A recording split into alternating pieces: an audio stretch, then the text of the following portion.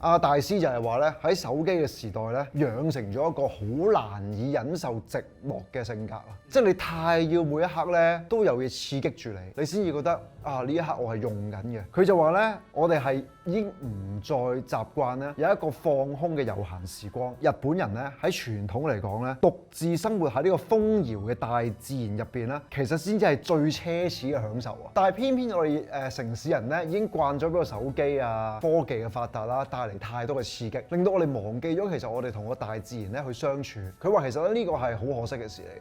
你只要走入去啲郊野公園，咁你入去只係享受一個獨自嘅下午，其實你嘅身心都能夠充電。冇乜時間去突然間話散個步。佢話咧，你嘗試咧去為自己安排翻一段咧凝視自我嘅獨處時間咧，先至可以醖釀更美好嘅生活方式咯。譬如 Bill Gates嗰啲咁樣咧，讀書周噶嘛，佢有個自己匿埋喺個深山度讀書噶嘛。佢首富嚟喎，梗係我意思啊，梗係可以自己讀書周，讀書年都得啊佢。即係讀書日得唔得咯？即係我覺得獨處呢個似乎係我哋其實成日都忽視咗，但係原來喺唔同嘅作者或者唔同嘅智慧入邊咧，都有提醒我哋一定要嘗試獨處。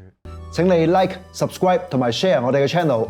想同我哋一齊學習嘅朋友，請加入我哋嘅 YouTube 同埋 Patreon 嘅會員。活像18，想像80，會80。